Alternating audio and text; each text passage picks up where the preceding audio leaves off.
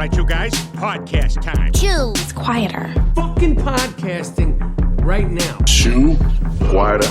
And now, to the podcast studio.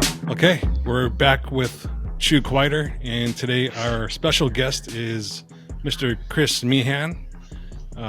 He is also known as Drop Bear and the Crazy Australian. That's me.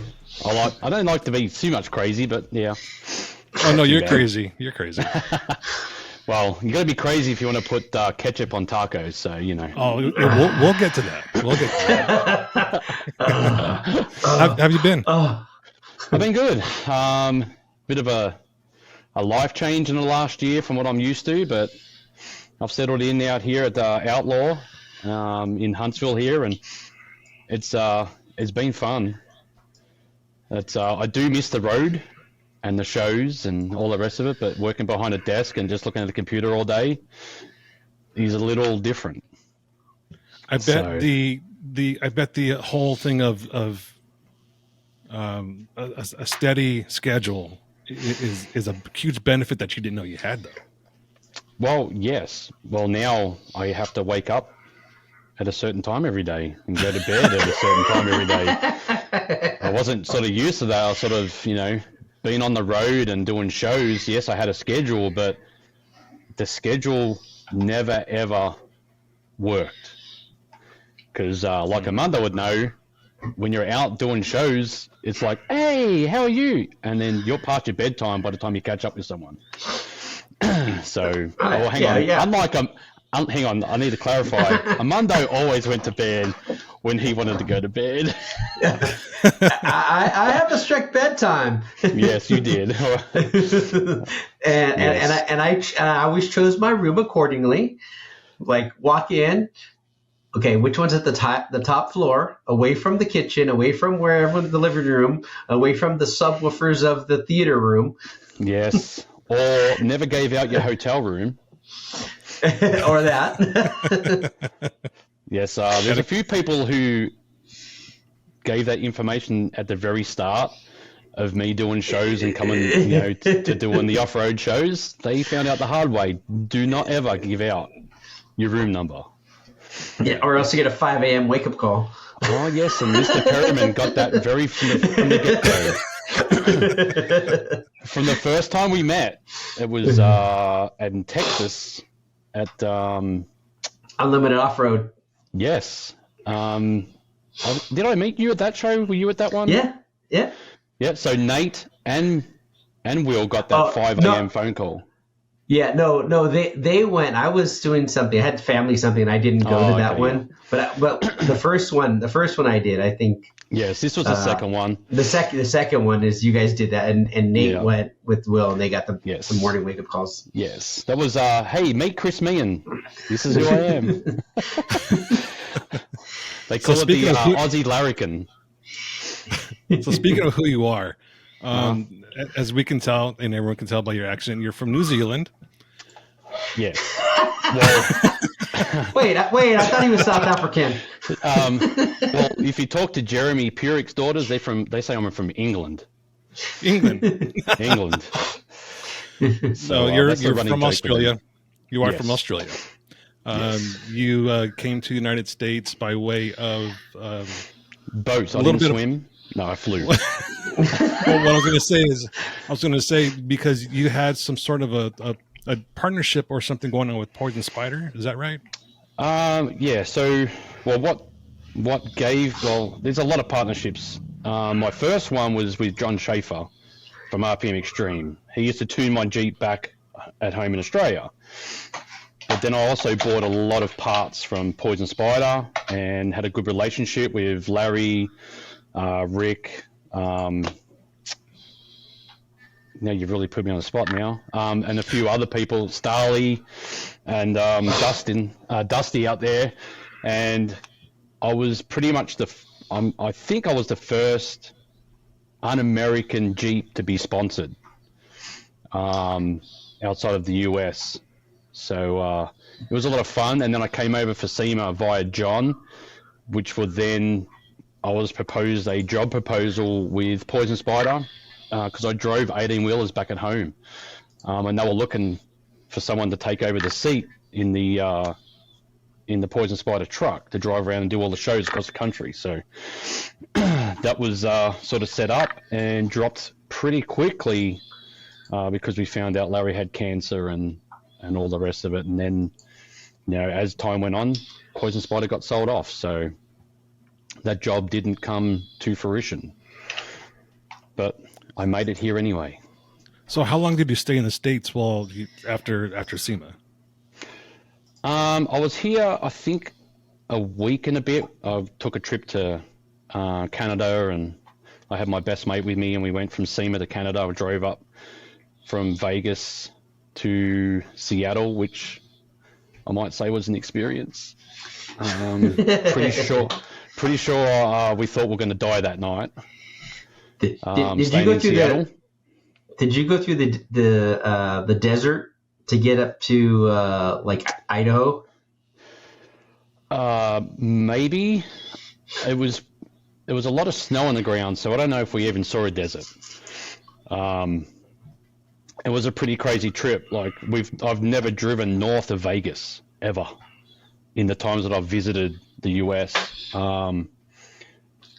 So it was pretty eye-opening, and to be honest, I was sort of struggling in a physical kind of way driving up to Seattle. I drank a lot of alcohol at the Poison Spider party, and I'm pretty sure I had alcohol poisoning because my whole body I felt like I was in a fight for like 20 rounds with Rocky. Oh, jeez. My whole body was just bruised. My kidneys were sore. I couldn't get comfortable in the car. We got to, I think we stayed at Boise, Idaho, and I stayed at a hotel, and I jumped in the hot tub, and I was cold. Like I was shivering in the hot tub, and I didn't even realize what was going on until I got back to the room, and my best mate Leo turns around and goes, "Dude, why are you shivering for? Like it's not cold." And I didn't even know I was shivering until I looked. But that night, man, I had a pool in my bed that night. It was awesome. I woke up the next following day, felt like I just like $1 million, like reborn. My body was back to brand new. Felt like I was 18 again, running around, doing stuff. So you probably smelled pretty awful bad. though. Probably. Well, I did. I just did leave it all in the hot tub. So, but yeah, I've got some pretty cool stories since I've been here in the US, and none of them really involve alcohol, apart from that one. So you go to Canada. You go to Canada after SEMA, and you just toured the west coast of Canada a little bit, or no? So we just did Vancouver. My Leo, he was a Canucks fan, and so he really wanted to go and see the game. I've never been to an off-road ice hockey game before, and he really wanted to do it. And we did it in style. We're right beside the players' box, so we could pretty much hit the glass and like wave at them. And lucky we were on the right side team, not on the opposite side, because they wouldn't have got hellos. They would have got a whole lot of other stuff. But yeah, we just did a few sightseeing things. I really wanted to get Atlantic salmon because, I'm in Canada where all the salmon's at. And we walked 13 blocks, and guess what? In the restaurant precinct, mind you, on the north side, I think it is. I think it's called north side of Vancouver. 0 salmon. wow. But I did have the best steak I've ever had. So I don't know how that works, and it was the very first restaurant we walked in. We walked straight past it and we walked back towards the port, and that's where the ferry's at, and that's where we ate. So did you fly back to Australia from Canada? No, we flew back into Vegas. We flew back into LA, into LAX, and then flew out from there. What kind of timeline is that? How many hours is that flight? Then I think it was 16 hours. Yikes. So it's 7 movies, fall asleep for 6 hours, wake up for 2 hours, have breakfast, and get off the plane. So there's no layover. It's just a straight shot. Yeah, and it's all over water. Wow. Wow. Yeah, it's probably the scariest flight I take. Just knowing that if something does go wrong, I'm swimming. Yeah. Or Well, not. at least they have a flotation device as a seat. Yeah, and to be honest, I never ever checked to see if there was a life jacket under there. Because you just see No, it so much, you're no. just like, whatever. No, it's the seat pad is your flotation device. You pull the seat pad off with you. Oh, is that what it is? Yeah, that's Is it- you would have been fucked. Well, you've only got if you're falling from 64,000 feet, I'm pretty sure you're going to kiss your ass goodbye. Yeah, as I was saying, I'm not. I ain't I'm looking not for a swimming. life jacket. I'm No. not swimming at that I'm point. not looking for a life It's like- jacket. I don't know. I dove off a high dive from about 16 feet, and you go down pretty far. I'm like, how far yeah. do you think you're gonna land in that water when you're going from 60,000 feet? Yes, yeah, Well, you're gonna hit like concrete, just splat. Yeah. I'm done. It's going to hurt a Yeah, little. there's a little bit of Chris over here and a little bit of Chris over there, and there might be even the person sitting beside me meshed in bit Chris somewhere. Who knows? DNA's all fucked up. Oh my god, fish food. Yeah, if the water's warm enough, then the sharks will just eat it all. There'll be no remains. Well, it's the Pacific, so I'm pretty sure it's going to be warm. It'll be warm. Yeah. It'd be good. Yeah. So, Yes. at what point did you get employed by iDrive? So if we go back a few months, I moved over here, got married, which didn't last very long. As people know me personally, will know why. But I got offered to do iDrive USA. He was a mate from back home through other friends, and just offered, do you want to take this on? Like, it's yours. We'll support you and let you grow the company over there in the US, because it's very successful in Australia. So I thought, well, why not? I had very good ties in the industry already, so I had a lot of help and a lot of support from business owners already here, like telling me, hey, go do this show, stay away from here, don't deal with those people, or reach out to these people because they will help you along the way as well. Because as we know in the industry, we all help each other. Mm-hmm. Most of us are all friends, so we all help each other out. So I got offered to do that, which was fantastic. I think I was at like 35 shows in the first year. And it grew really fast. At the end of the day, it's a good product. It works. I still have it all in my vehicles. Because I can't say anything bad about the product. No, Well, the it first time- is still a good product. Yes. The first time Chris and I met was in a Facebook chat, and I was blowing up iDrive saying this is bullshit. This doesn't work. This isn't what you think it is. And what did you tell me? Hey, what the fuck is your address? I'm going to send you one of these, and you're going to shut Correct. the fuck up. And I'm pretty sure that's exactly the language I used too. And yeah, you used it, and And I ate think my words. yes. Well, you know what? Too, a lot of people eat their words. I've had a lot of big name people, including some top YouTubers. I'm not going to mention their names, but they're pretty high up there in the Jeep industry. He had to eat crow because 2 years later, I'm pretty sure he wanted to jump on the bandwagon like everybody else and go, I want the best product, and said, I want it. So they tried it and loved it, and still to this day, I'm sure they still want the product for their new vehicles they get. So, a lot of people thought it was snake oil. To be honest, I was one of those people. Mm-hmm. I got asked 4 years before I came.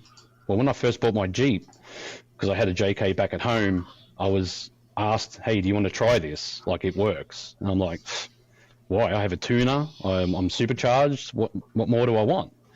They're like, nah, trust me, you want it. I'm like, nope. I had to move to the US and put one in a car here to go, oh, I just wasted 4 years of fun.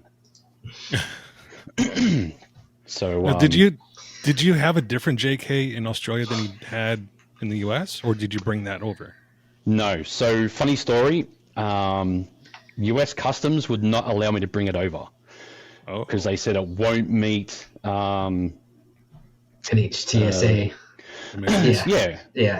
US standards. US standards are different than Australian standards. And I said to him, I'm like, do you know our standards are more than California? And they're like, did not know that. And I said, well, that's why the Jeep can come over here, because it has all the standards that California needs. You allow Jeeps into California, so why couldn't you allow my Jeep? And they said, well, it's not built here. And I've gone, yes, it is. It was built in Toledo. They just shipped them to Australia. But we worked out that the cost, like, it was going to be pretty cool because it was all, it was sign written up. It had, it didn't have big 40-inch tires like you guys had. I was already breaking the law in Australia with 35s, and I think I had a 3.5-inch lift on it. Well, actually, no, I think it was a 2.5. So I was already breaking the law. I had flat fenders on, no mud flaps. So I was pretty much, if there's a cop, it's kind of so they don't see you, drive away. And I think the sign writing helped because they had poison spider written all up the side of it, and they just thought it was a business truck, so they just let me off.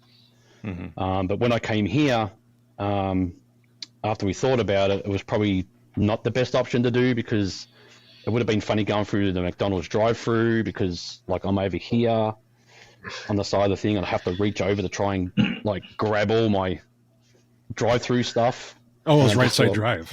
Yeah. Well, in Australia, we drive on the right side of the road, not the wrong side of the road. See, that's why JP's kids think you're British. Yes. Yeah. So that got left behind. I sold it. And then I've just built the JK here. I had great support again through friends, and we got the Jeep built pretty quick. I had some good partners in the industry help me out as well. So it came across really good. Right now, Drop Bear's not looking the best. He needs a rebuild, a body off. He's done over 300,000 miles in about 4 years. That's a lot. So he's had a lot of work. Yeah. And not much fixing up, because everything's a Band-Aid fix. Because it's a daily driven Jeep, so everything's a Band-Aid fix. Look at that. Find me. I didn't turn my phone off. All right, so you're here with iDrive, and then as everyone knows, at some point they changed their name, and then all of a sudden we're seeing you here with Outlaw Offroad. Can you talk about that a little bit? I can. Still to this day, I don't know what happened or what was said. I just got a phone call. Well, I got an email stating that, back in Australia, they wanted to talk to me. Had no idea that they said they no longer require me. And as far as I knew, well, I'm not an employee. From this very get-go, it was a partnership, because that's how it was stated, that we were partners in it. He was 51 and I was 49 because he wanted to control the name, which is quite understandable. He's built his name up in Australia, so why would I want to disrupt that? His recipe worked, and all we did was just add an American flavor to it. Because as we know, American ways of advertising things to Australians are completely two different things. Right. But yeah, so then I got a phone call saying no longer needed. Never really gave me an answer why. The only one they really gave me was because I complained why the marketing doesn't work here. That was pretty much their number one reason. And I'm like, well, because you're trying to market Australian ways and not American ways. And that's where we always butted heads, because, I don't know, you can go on social media now and look at their accounts. Big ones and twos, maybe a couple of comments. That's not marketing. It's not reaching a new audience. So it is what it is. I put 4 years of my life into it. It ruined a lot of relationships I had, because it's just so time consuming. I put everything into it because at the end of the day, it was pretty much my retirement was that business. And then once it got scraped out from underneath you, it's not disappointing. I was angry because I just pretty much walked away with nothing. One relationship that you did benefit from or obtain during that time, though, is with your current wife. Yes, Justine. Congratulations on the nuptials. Well, thank you. Yes, she couldn't be quick enough to put something on this finger, so she claims ownership. But yes, that was a blessing. I can't believe that. I've grown up a lot in the last. I don't know. I could say probably when I turned 43, it was like a switch went off, and I literally just everything changed in what I wanted in life. To a point where, I can give up that to take this, and I can put up with that to have that. Whereas before, it was just, no, I wanted to go in that direction, and if you weren't on my train, then you got off.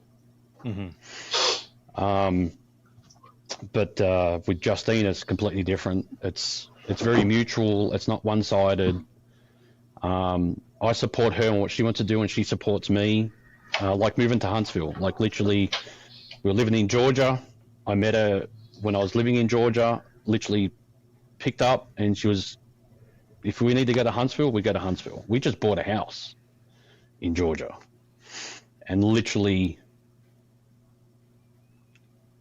would have been a month later, I found out about Ultimate 9. And we had to scramble. We had a house we had to pay for, and Gerald was good enough to offer me a job, and which means I had to move to Huntsville. How do you like Huntsville? 6 months. Huntsville's not bad. It's a bit of both. You get two worlds. You get, like right now where I'm sitting right now in the showroom of the shop. I have a neighborhood across the road, and my neighborhood's like literally just over there. I'm 30 seconds from the shop, but then you walk out the back and you're in cornfields. Yep. 5 minutes down the road, I've got every restaurant I can think of. So it's very rural and city all in one. It's very similar. Sounds like, well, I've been there, but it's very similar to where I'm at. It's very country on one end, and when you go into the town, it's very city. Yep. Yeah, it's pretty cool. And I'm an hour and a half away from Nashville, hour and a half away from Birmingham. Not that I want to go to Birmingham, but unless I'm seeing friends, because Birmingham in the last probably 4 years has gotten pretty rough compared to how I know it as. I think I'm an hour away from you, Gabe. Yep. You're just up the road, so when the weather gets warmer, we're definitely going shooting. Yeah, you got to go to my range with me for sure. Yep. Monday's still miles away, so Yeah. I'm probably never going to call in for a coffee or ask for some sugar or a bottle of milk or whatever. You could get lost. A couple hours. If he was closer to 40, if he was closer to 40, I probably would have called in there all the time. Right. But the getting from 40 is a little long. So we had Jake Glazer on the show a while back, and he had talked about doing the ceremony for your wedding, and he accidentally called Justine by the wrong name during the ceremony. Not once. Not once, was twice? it just once? He didn't say that. Yes. Yes, twice. So did you both? I'm sure she knew, but did you catch it? Because I'm sure you were super nervous. I did straight away. So here's the funny thing. So everyone who knows me, I'm not ashamed of it. I don't regret anything because I wouldn't be where I am right now. This is my third marriage. My first marriage didn't cry. I didn't feel any emotion. My second marriage, it was in a courthouse. So to me, it was very foreign We don't get married in courthouses in Australia. It's just you get married in a park or a church with a celebrant or a priest. Not saying that me getting married in a courthouse meant anything less. It didn't. I'm still married. I'm still getting married to the person that I love.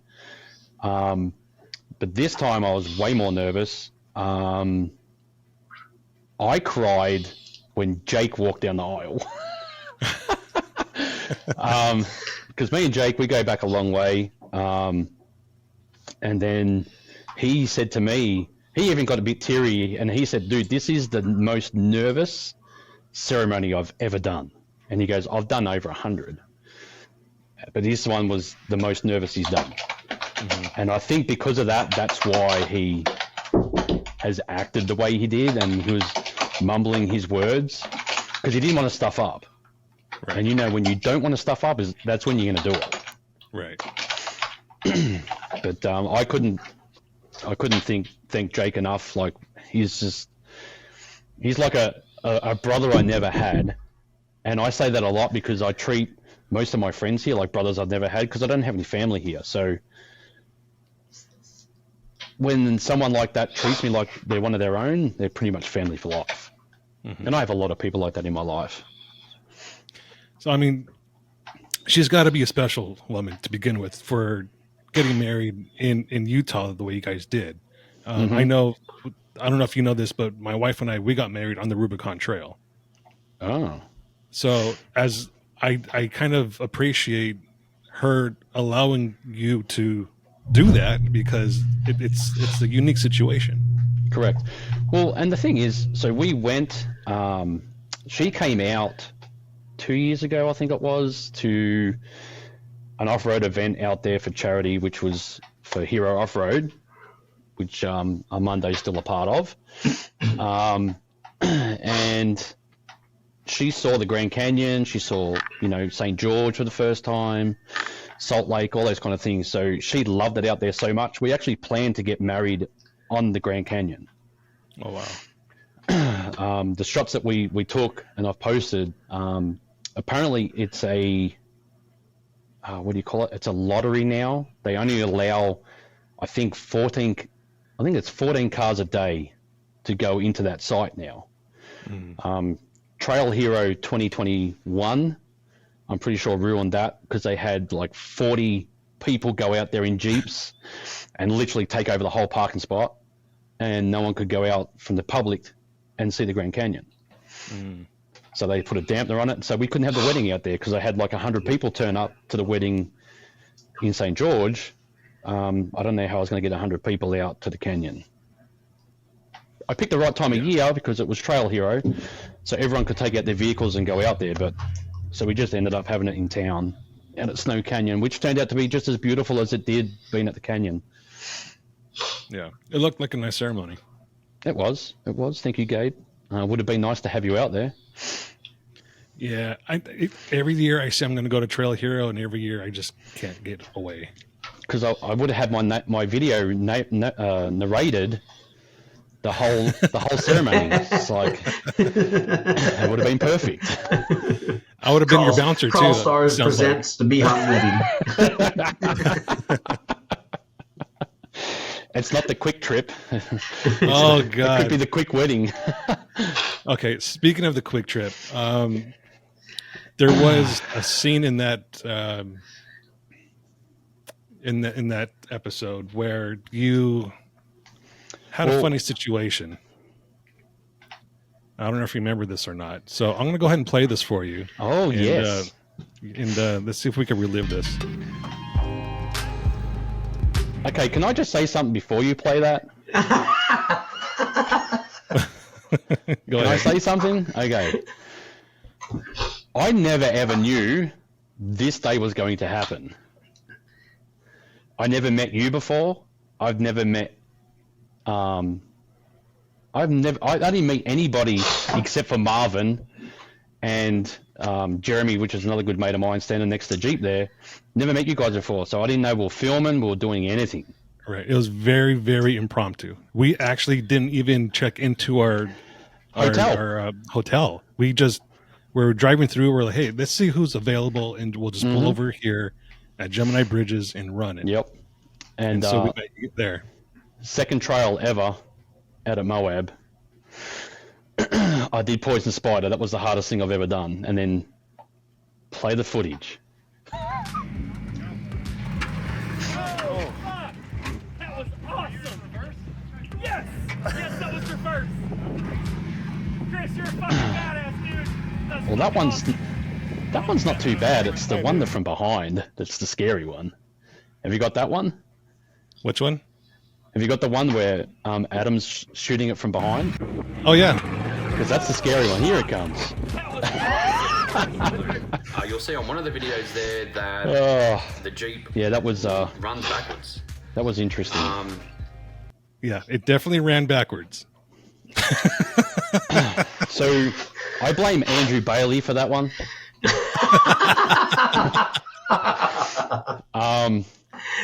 It was already hard to get up, and to be honest, like I'm cold right now because the power went off in the showroom and the heater for some reason hasn't kicked on, and I'm actually shaking right now because I'm that cold. That's how I was in the Jeep, because this is the most extreme stuff I've ever done in a Jeep.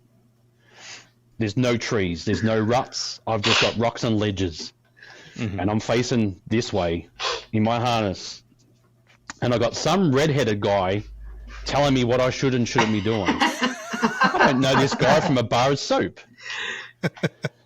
I got Jeremy up. I took Jeremy with me, Jeremy Hopper, to spot me because that's the guy I know. That's the guy I can trust.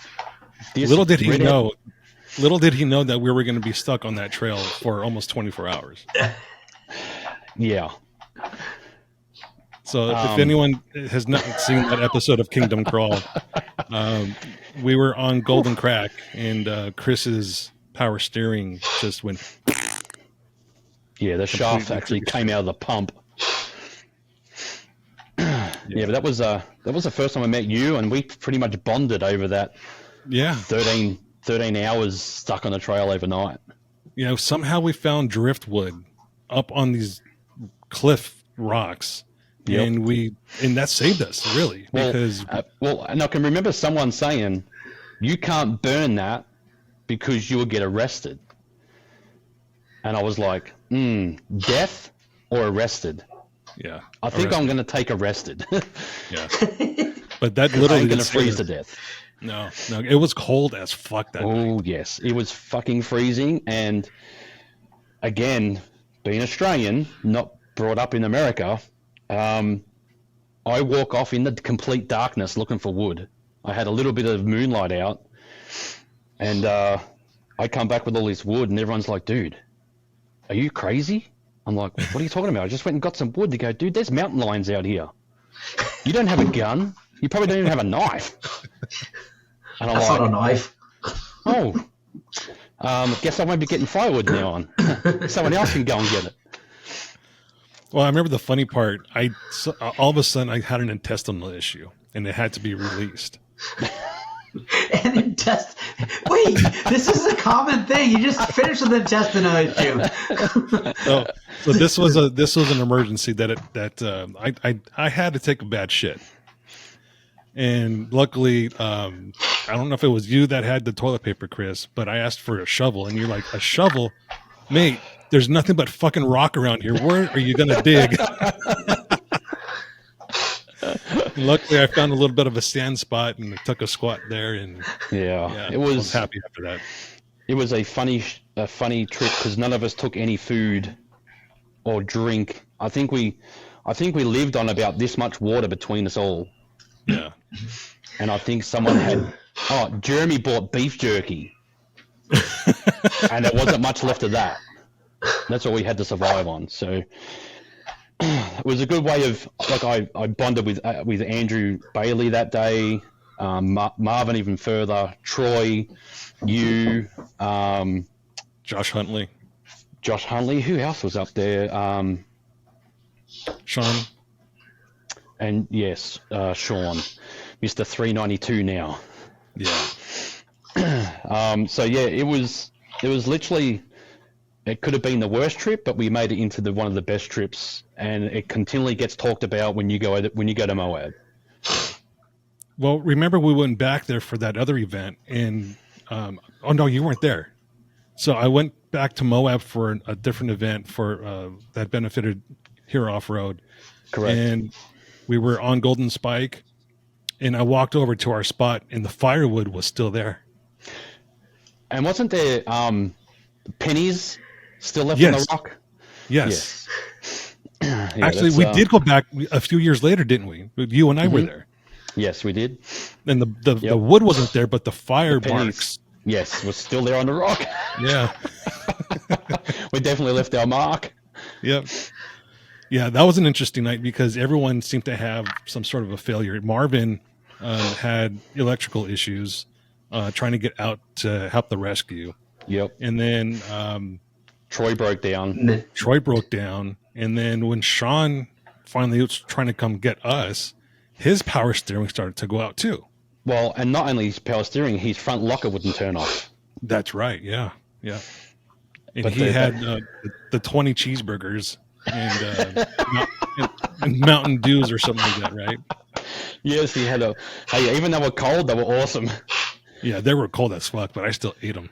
But I can still remember it got dark really quick, and communication was very limited. It would fly in, fly out. Mm-hmm. I can remember we'd see headlights. Here they come. Where did they go? Yeah. Oh, that's And not it'd be them. hours ago. Oh, headlights. Nope, nobody. Yeah. I think the And- most and it exciting wasn't- part was we saw Casey Curry in the distance racing in the desert, remember? Yes. Or we assumed it was him because we heard he was going to be out there. Yeah, he didn't wave. He didn't come past. Didn't see the fire. Like we had a signal fire going. Like help, help. Literally. Yep. So Yeah, I You think just he look even like called. Overlanders. maybe. No, no, was like, that this is- back then? this is no shit. You actually called Domino's to see if they would deliver to us. Yes. I Like called. this is no bullshit. You actually did this. Yes. We And tried. they laughed, but Yes, they did. it was worth a shot. Because they asked, where's the golden crack? I said, you know where the golden crack is? It's just a few miles up the road. You'll be fine. Just past the Golden Corral. Yeah. Yeah, fun times for sure. Fun times. Yeah. And then we also had another great time with American Crawlers. We explored Colorado for about We a did. week. What was your most favorite part about that trip? I think doing Black Bear. I think doing Black Bear was probably the most memorable. There was so much that went on that trip. Yeah, a lot happened on that trip that, you know, someone nearly taken a what do you call it? A thing through the windscreen. A flat link to the windshield. Flat link through the windshield. You know, things like that. And A trailer repoed. disappearing. To the same guy. Yeah, driving from Buena Vista to Ouray in the middle of the night down. That was rough. Down that highway with Hang on, whoa. Hang on a the second. trailers. How was it rough for you two? Oh, I had to You were stay in- awake. Yeah, but hang on. You're in the Gladiator with Armando. No, I wasn't with Armando. No, he jumped in the Gladiator with me after he was freezing cold when we came back off of Holy Cross. Cross, and it was raining, and he was Correct. he was in Doug's Jeep, soaked from head to toe, and I was like, "This heat's on full blast. The seat heater's on." I was in rough shape. But leaving, Will pulling the trailer, Travis pulling the big trailer down that highway in the middle of the night after a shit day of wheeling and leaving there at like 10 o'clock when we should have left at 5. Yeah. Yeah. And I don't know if you guys knew this or not. I thought my Jeep was using a lot of fuel, like chewing through gas. Yeah, I remember you were talking about this. Yeah. So when I traveling from Georgia to Colorado, I'm I felt like I was going through gas like every 150 miles. Normally I get like 230 miles to a tank of gas.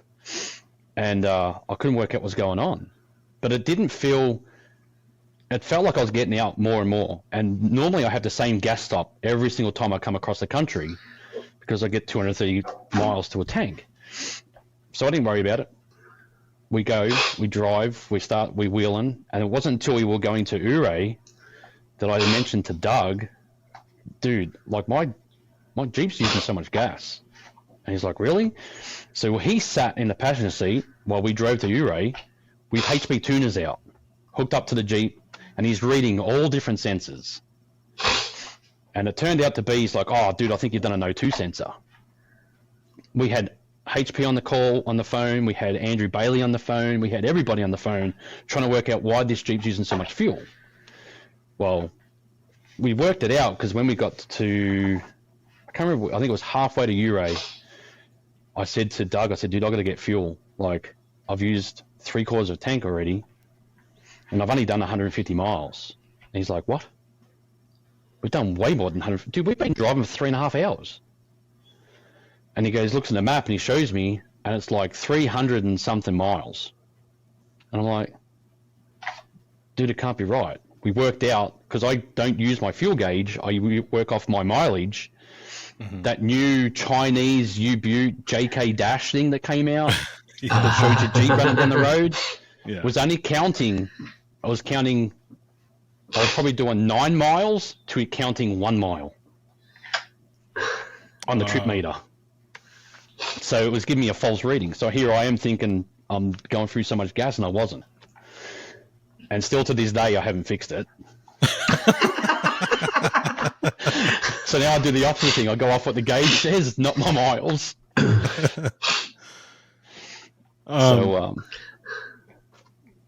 So what was your favorite trail? Was it Black Bear, or was that just your favorite part of the trip? Probably my favorite part, but my favorite trail that we did, what was it called? The one that had the big steep incline. I think it was the day that Chris rode Springs Jeep. Oh, on Wheeler Lake. Yeah, I think it was Wheeler Lake, the one where we went through the river. Yes, Holy Cross. Holy Cross. We went down that ledge and down the waterway, and then we had that step up where Will put me into the rock. Yes, and is that where we saw the moose? Well, where you saw the moose, Gabe? Was that that? Yeah, that was my favorite. That was my favorite Holy trail. Cross. Okay. Yes, that was my favorite trail. That's a very nice trail. Yeah, we went up to the back of that lake, and then we went under that old mine. Well, you went swimming, Armando? And I went swimming. I chose the warmest water to go swimming in. All the time. It might have been the warmest water, but the conditions were not favorable. It was still cold. Yes. It was still cold, but it was nothing like the water that the other two knuckleheads jumped into. No. Well, maybe that water was shockingly cold. Maybe they did have it a little bit more rough because it was windy also when they got out. So that wind hitting them with that cold water was probably really rough. No, they hit the water and you could see the shock in their faces. No, that water was way different temperature. I put my hand in it, was like that was way too cold, way colder. I think they probably came up quicker too because they had those little red squiggly things in the water there. You didn't have that where you were. Well, mine was only about 1.5 feet deep, so it was getting some sun that warmed it up. So that water was definitely warmer. It was cold, but that wasn't death cold. That what they jumped into was pretty deep.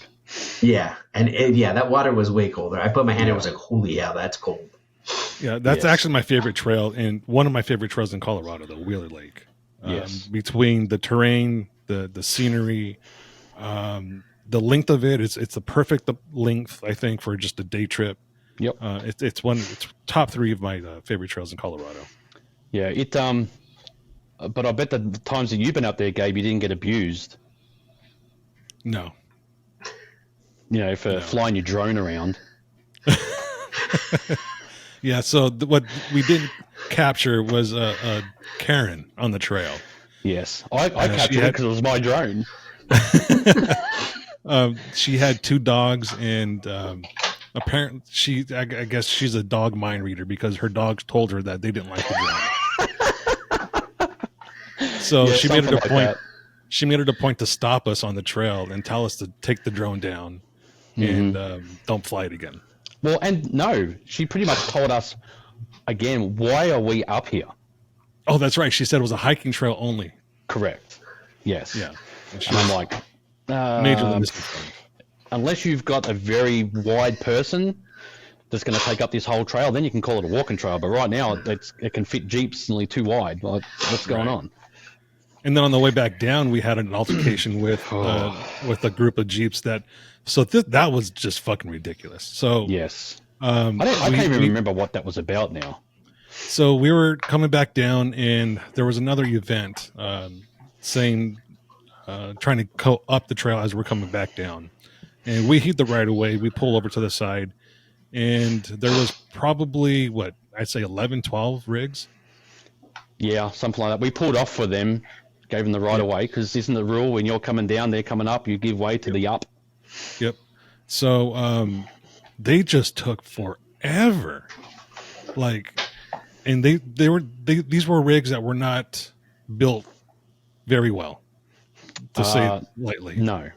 I think they were put together with some twine off hay bales, and I think they were. I'm pretty sure they're still using arc welding on their welds. Because for how slow they were going, I'm pretty sure they were hoping that they were going to make it across the rocks. So at one point, I told this guy, he's trying to talk to us. I'm like, yeah, dude, whatever. Shut the fuck up. Just go. We're waiting on you. Just fucking get the fuck out of here. Yes. And he stops and he takes his hat off and he points it at me and he's saying something. I'm like, I don't fucking care. Yeah, I think he was yelling out, I'm a fucking veteran and like you should be respecting me and whatever else. I'm like, yeah, we do, but like, can you like move along? Like, we want to get going. We were in that spot waiting for them to pass us for a good 45 minutes. Yeah, and then he pulled up beside me because you warned me on the radio that he's coming my way. Yeah. And he literally pulled up and abused me. I didn't even know who this guy was. He starts abusing me, and I'm like, dude, I'm sorry, but he's gone on about you. And I said, dude, he's probably just frustrated because every person stops and talks. Well, we stopped so you could go past, not for having a conversation with everybody. Yeah. And he's like, well, that's not how we come across. And I said, well, maybe you just pissed him off and he just let you have it. Yeah, I'm very good at letting people have it. No, you're not. Who told you that? That's false. False news. I've never heard that before in my life. Usually on a trail, I'm very, I have a good demeanor. But as soon as someone pisses me off, then I flip the switch. Yes. That has happened before. Yeah. So during that trip, we had a culinary experience that I don't think I've ever witnessed in my life. And I'm so glad I was late for that. I missed that. Well, and what the thing is too, the reason for this is Armando's fault. Because it was literally the dinner that he sponsored with Artec. Yeah, putting ketchup on tacos is just harsh. Look. What can I say? No flavor at all. I've done this 3 times now. I'll do it this way so you can see it, because this way you can't really see it. 3 times in my life now, I've had Mexican. I've made sure there was ketchup there. Because both times, they've all been no taste. We had to wait 3 hours to get fed. Yeah, you're right. He does have a point, Armando. That place did not have the best flavored Mexican food. Did you not test this first, Armando? No, I don't fucking live there. We went any fucking mighty mo. Where are we staying? Okay, this one right here. No, Hey, but I didn't even. Hey, wait! I didn't even eat there. I wasn't even there. Dude, I had a sponsored dinner I wasn't at. You could have made it, because it did take so long for him to come out with the food. You would have made it. We tried. We didn't get it till later. But hey, it's the best Mexican food in town. It's No, actually, we tried a different one.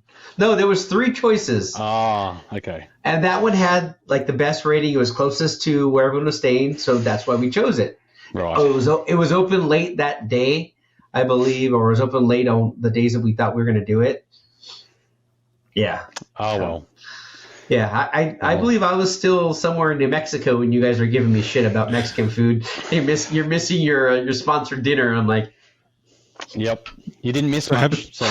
Have you had real tacos though, like street tacos, not the gringo tacos? I think I had something in Houston when I was there. Was the closest thing I've had to street tacos. you never ate at the Coyote El Charro Coyote in I wasn't that in close St. to George? That the what? At the El Coyote Charro Coyote in St. George? No. I tend to No? stay away from Mexican food. It's like, hey, there's Mexican. I'm not kind of that way with Mexicans. Especially if they're walking on the side of the road. Yeah. They might steal from you. Yeah. So Chris isn't going to Mexican food or House of Mac and Cheese. No. Wait, House of Mac and No Cheese? mac and cheese. I don't know how you So- guys eat that. It's So, like a staple so Chris for you. has this aversion to mac and cheese, if you don't know. Yes. Is it because you're lactose intolerant, or is it just because No. you don't like noodles and cheese? It's the smell. Because this is not a PG podcast we're doing right now, it smells like cat shit. I can't do I it. don't know what mac and cheese you're Hey. eating that smells like cat shit. It's just a small hint of it. It's like that. You'll walk past someone and you go, oh, what's that smell? It'll come to me sooner or later. That's it. That's the smell. Is it? Are you eating mac and cheese from the box that's powder, or is it like Yes. home? So it goes That's why. it goes back to my kids. My kids used to love mac and cheese, and it's the Kraft mac and cheese. Oh God! And I Don't used to have do to make that. that all the time. Look, mac and cheese at home in Australia isn't like mac and cheese here. Like mac and cheese here is like a staple. You guys get excited about mac and cheese. It's like Thanksgiving. You got the mac and cheese, and they're like, "Oh yeah, it's the family recipe one. Oh yeah, that's awesome." And I'm just like, Right. "No, it's pasta and cheese. Like, how can you get excited about that? Like a cake." Yes, because you can't make a cake twice like somebody else makes it. No, there's different variations to homemade mac and cheese that are Yeah. that can be incredible. I know. I'm Yeah, going to get yeah. a lot of flack when it comes to mac and cheese. I always do. You always do. I give her the most I'm going mac to and get cheese shit hung crap on in me the left, world. right, and center. You can't show up just to work can't- tomorrow now.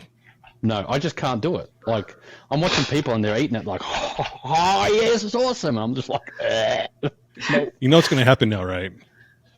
People that come into your shop are going to bring you boxes of mac and cheese.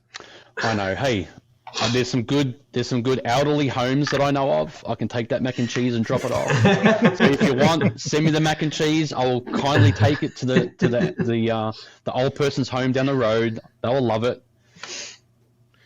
All right, But, so yeah, now I we've can't do it. come to the point of the show where I need to ask you some questions about back home.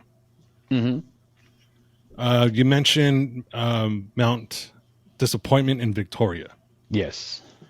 and you mentioned how it had a lot of similarities to Colorado. Mm-hmm. Yes. It does.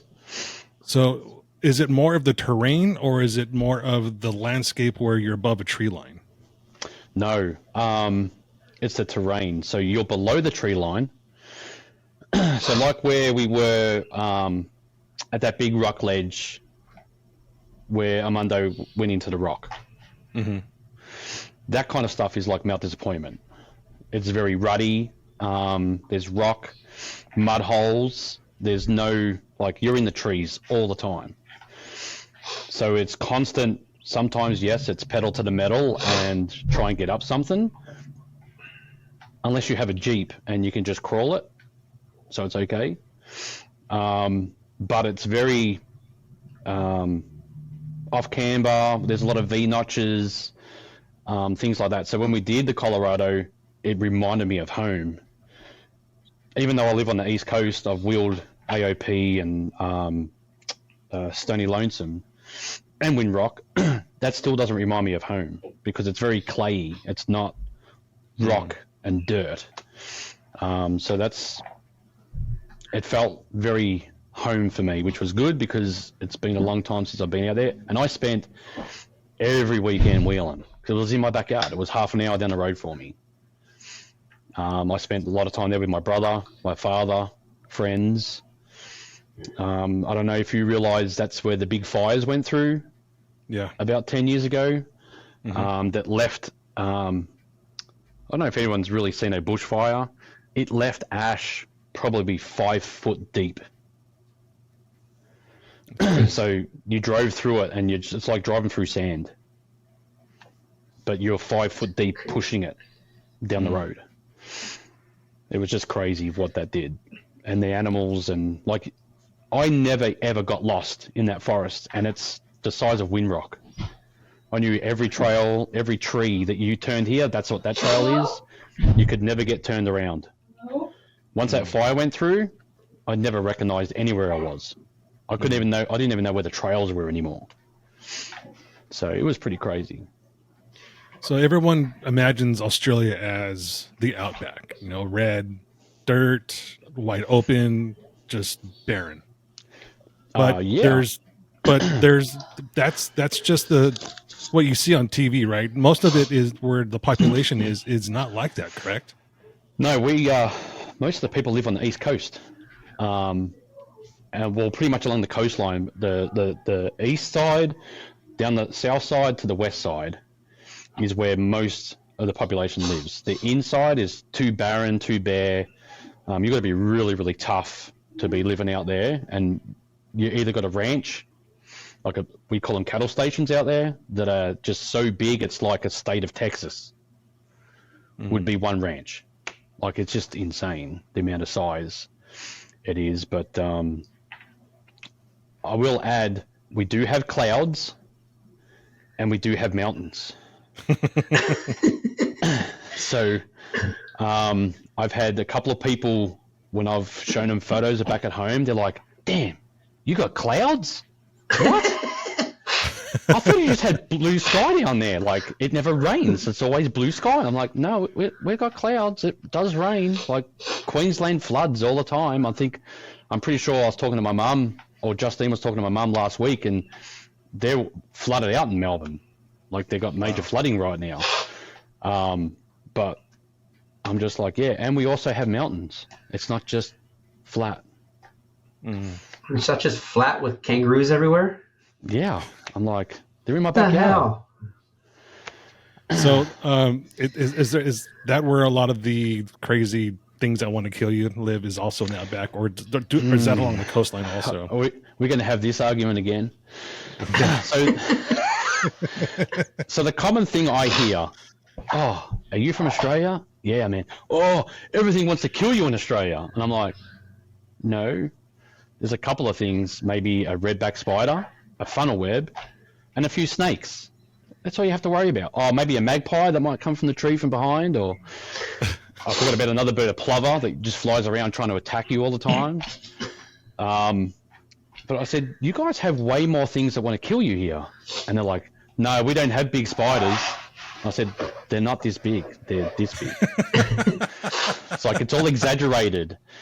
And I'll tell you another story in a second about exaggeration, because you guys, I don't know what it is. Maybe you're just taught about America so much you don't know other countries.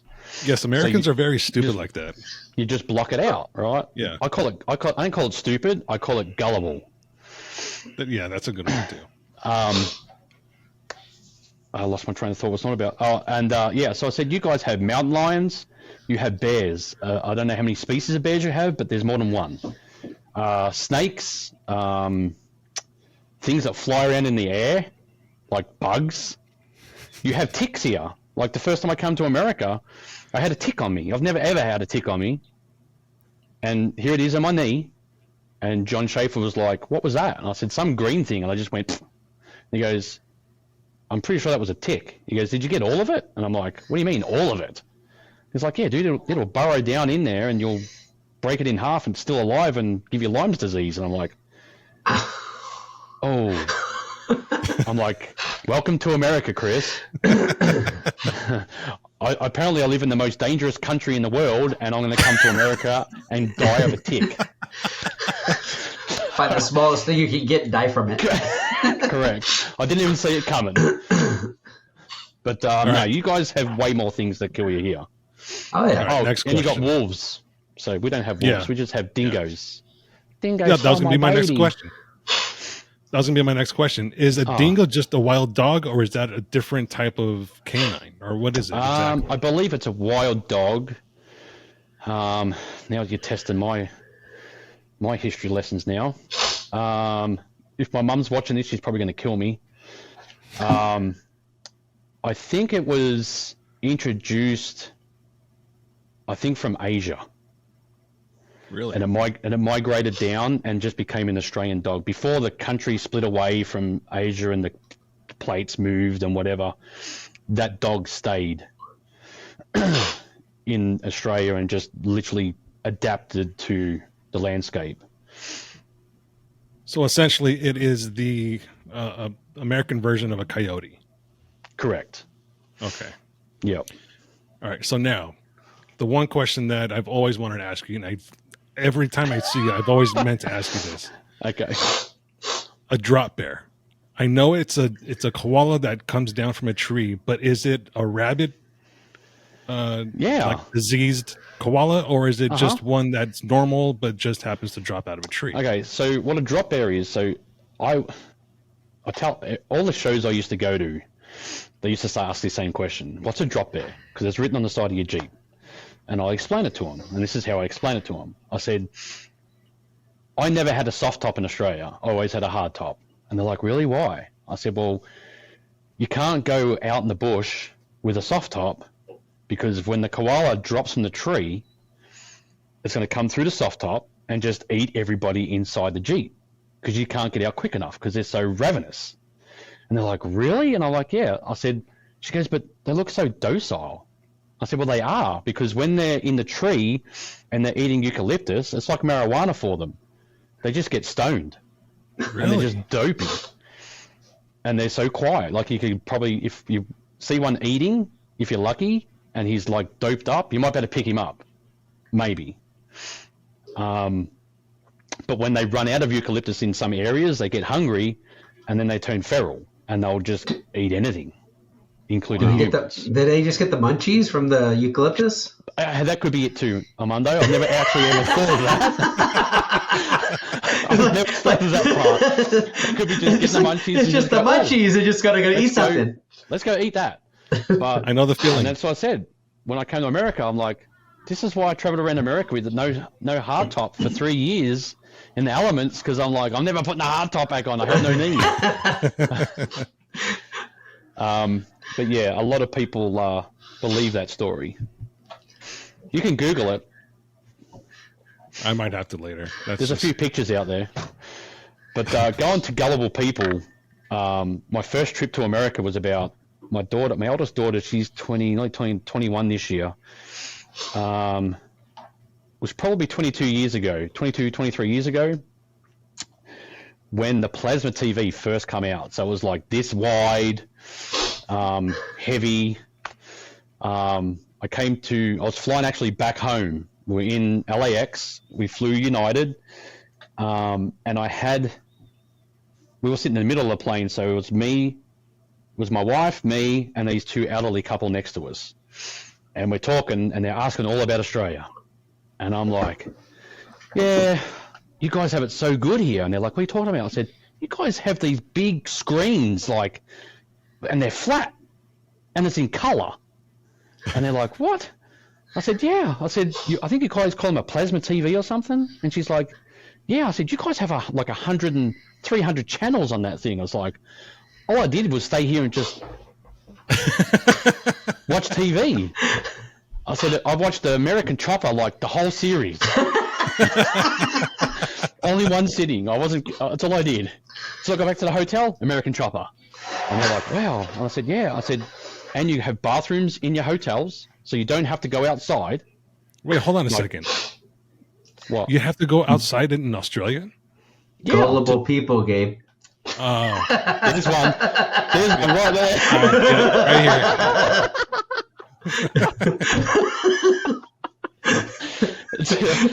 To go outside to go to the toilet.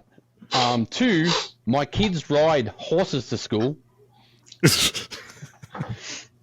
And they were like, hang on a second. We saw the brochures we're staying in, like the hotel we're staying at, what Australia's like. And I said, yeah. I said, that's called propaganda. We give Americans that travel thing, so you come to Australia. Because once you're there, it's a 17-hour flight.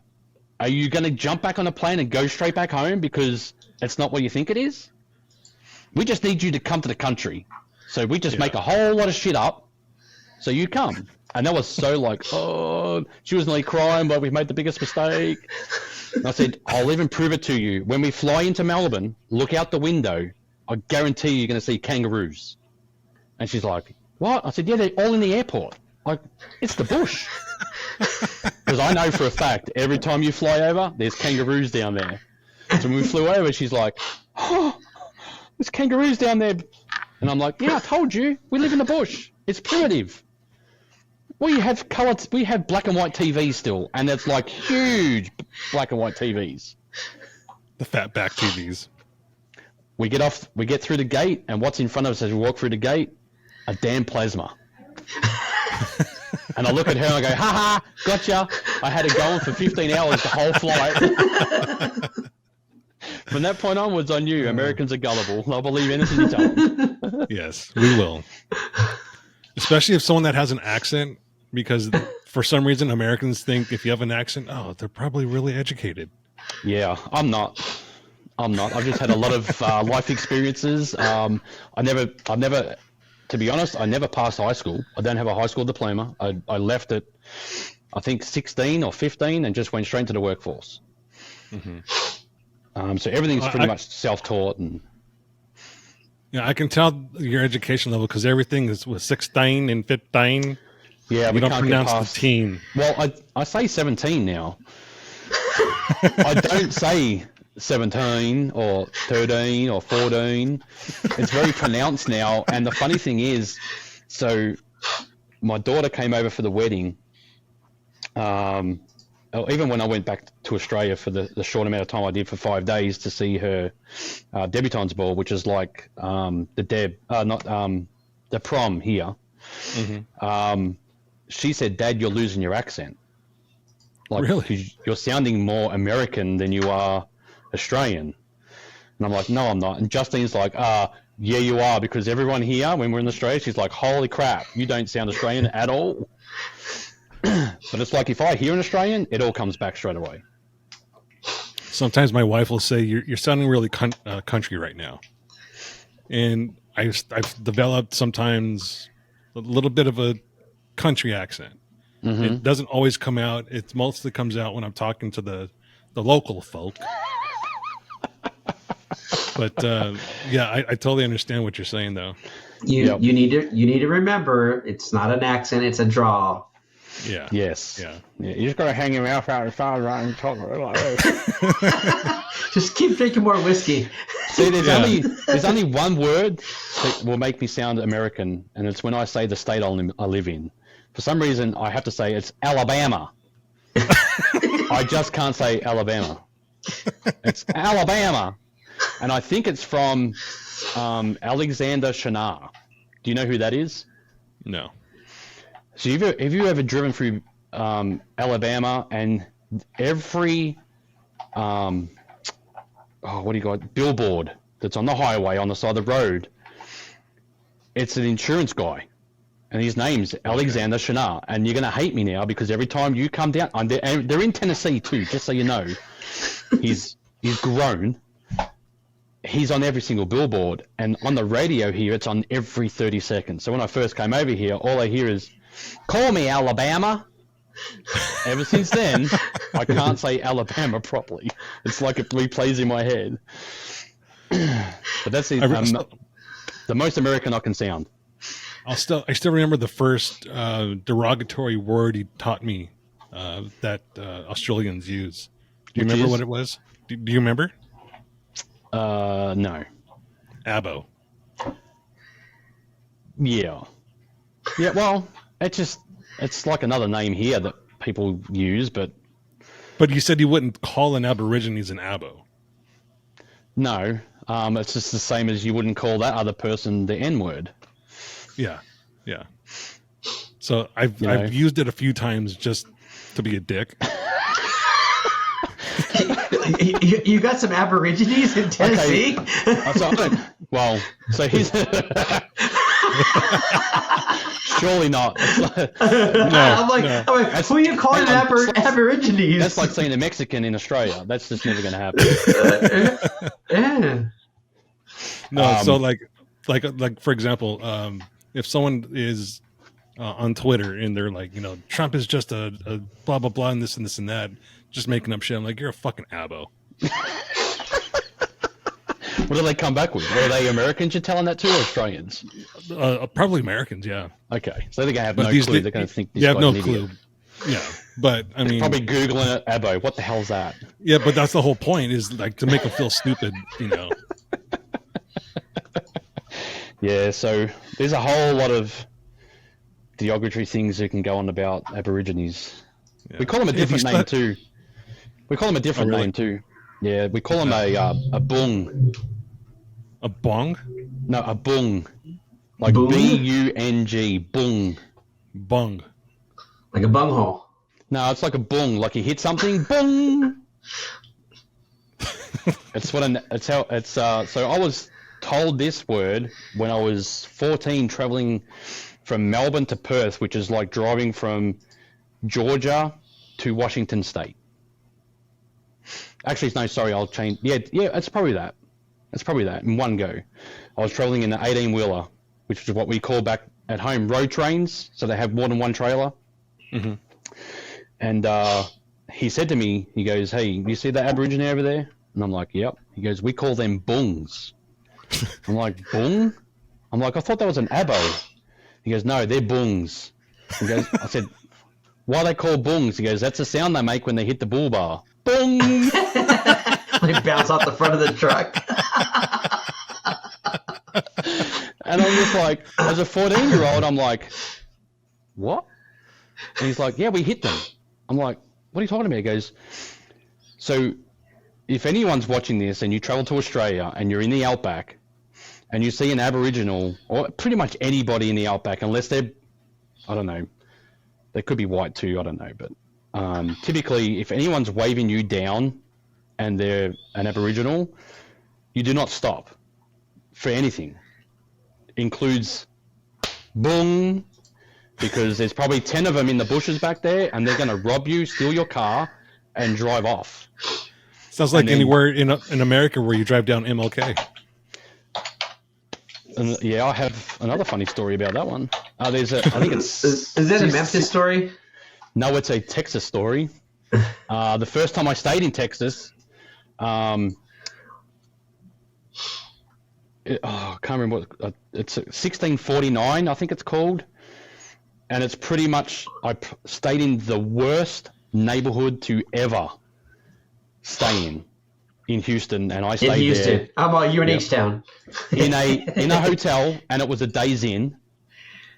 Oh, I know where this is. Yeah, I had no idea. Is it by Hobby Airport?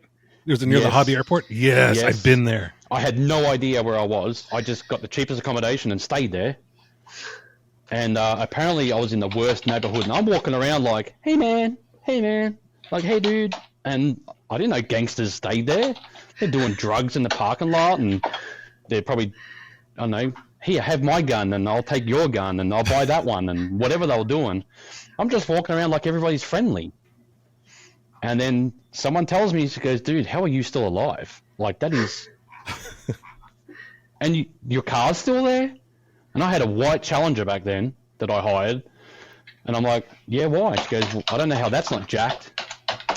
You are literally staying in the hood." Yeah, it is. So you know what came into my mind then? my most favorite movie ever, National Lampoon's Wally World. Where he's driving through, and he's in the neighborhood, and he's like, "Where's asking directions?" And his Chicago. hubcaps are gone, all his bags are gone. That's what I thought the next day I'm coming out to see. But luckily, funny story about that hotel. They have a shuttle driver there. Or they had a shuttle driver there, and he asked me. He saw me one day. He's like, "Hey, you like strip clubs?" I'm like, "Fuck yeah, I like strip clubs." He's like, "We have the best one here." He's like, "Meet me after work. I'll be right here after work. Meet me here at 7:00. I'll drive you down there, and we'll go have a good time." I was like, "All right, I'll give it a shot." So I meet him down there. I jump in his car, and he stops at a liquor store. He's like, "We need to pick up some drinks first." And I'm like, a little confused. I'm like, "What do you mean?" He's like, "Yeah, out here, you could take the liquor into the liquor into the strip clubs." I was like, "This is pretty cool. Okay, that's a good idea." So I get a 6-pack. He gets a 6-pack in a bottle, and we go into the strip club. I'm in there for maybe 10 seconds, and I'm looking around. I'm like, "This is the most ghetto fucking strip club that I've ever seen in my life." And I've been into a lot of strip clubs. C-section scars, bullet wounds. Yes. So no sooner do I think that. So no sooner did I think that, this lady comes up to me, and she puts a little machine to her throat. "Do you want a lap dance?" And I was like, "Oh my God." I tell the guy, I'm like, "Listen, I'm finishing this 6-pack and we're getting the fuck out of here." He's like, "All right, let me just get a couple of dances." I'm like, "You do what you need to do, but I'm drinking this beer. I'm turning my back to this fucking scene. I'm drinking these to get drunk, so I don't remember where I'm at. Yeah. That area is the most ghetto, filthy, disgusting place in Houston. Yeah. I've had some really fun experiences here, I must admit. Well, I'm glad you're in America. I'm glad you're our friend, and I'm thankful for you coming on to the podcast with us today. Before we do go, I have a bone to pick. Uh-oh. With the last person that was on your show. Mr. Bill. Mr. Schultz.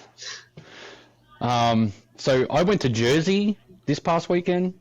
We're actually relocating Justine's grandfather. He's 92 years old, down to Alabama, and I listened. Well, actually, I had to listen to it because I couldn't watch it.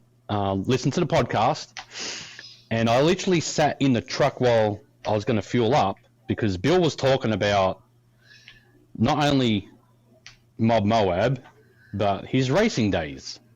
Yeah. And then he started talking about the JL, and I'm like, let's listen to what Bill has to say about the JL. And then you asked him, what was it like to have a brand new vehicle out in the lake bed? No one's ever done it before. What issues did you have with it? But he left one big issue out. He did mention that he had transmission issues. Mm-hmm. And he's like, Scott Blum, he helped us out, and, he was looking at this and that. And we had 5 Jeep engineers in the tent looking at this transmission, and none of them could work out how to fix it. This guy fixed it. And mind you, I'm the sponsor. My first time to KOH, I sponsored Bill's race team. I just wanted to sit back and just do this and just watch. Like, this is awesome. I'm at KOH. I've always wanted to come to KOH. This is awesome. I'm going to sit back. No, I got dirty. I was cold. I was under that Jeep till 4 o'clock in the morning. Bill gave up at 11 o'clock. He's like, "No, we're done." Well, he's old. He's old. He has to go to sleep, so he's got an out. I'm not saying done, go to sleep. He says done, I'm not racing. And I'm like, dude, I just drove from Georgia in my Jeep. You're racing. I'm going to fix it. So, it wasn't very hard to work out. It's a transmission. Get one hose and put it into the other hose, make it a continuous feed, send it on its way. I wake Bill up. I think I woke him up at 5 o'clock. I said, "Dude, you better start getting ready because you're racing." And Bill's like, what? I said, yeah, man, you're going. He's like, you fixed it? And I'm like, yeah, dude, you're going. So they race. Transmission held up.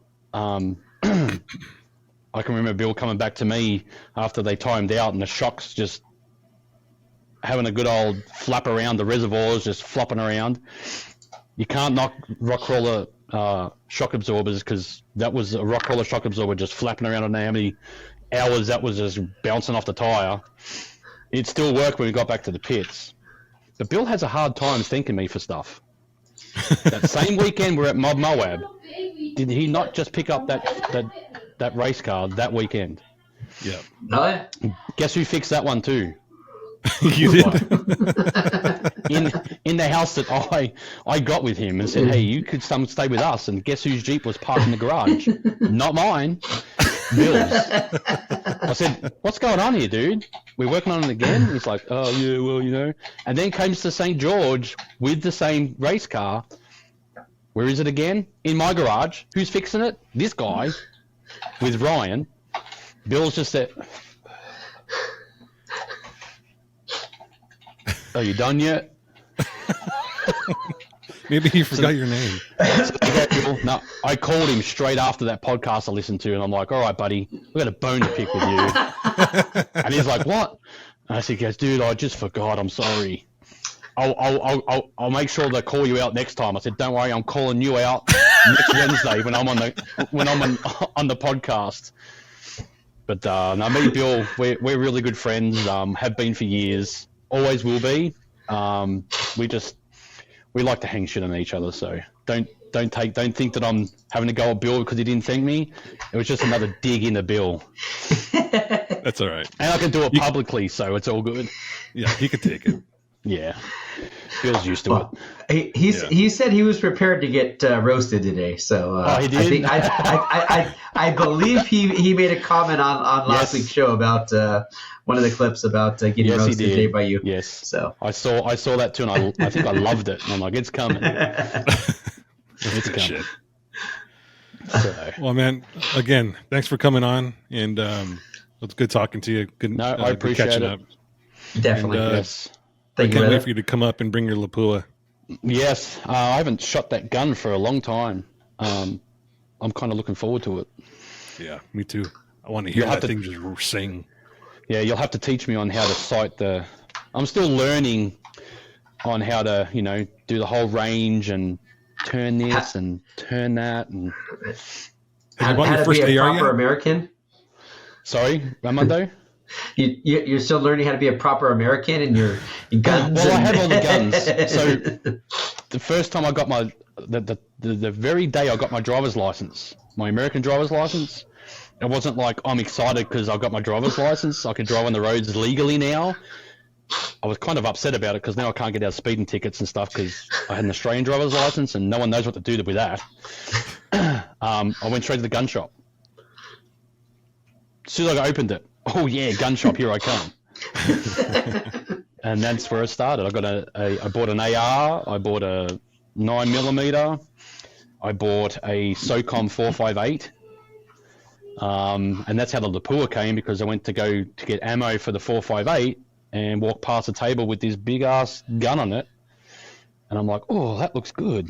He's like, yeah, that's a Lapua. I'm like, oh, how much you want for that? And he goes, it's not for sale. I said, everything's for sale, dude. $3,500 later, I'm walking by that gun. But yes, we do have to go shoot. We will, absolutely. All right, guys. All Well, right, thanks my for having friend. me on. Anytime, just give me a call. I got plenty more stories. Don't doubt it. Maybe a little bit heavier next time. Yeah. Thanks for coming, brother. I got more juice on a Monday. Yeah. All right, guys. Be good. Be safe. All right. Thanks everyone for listening.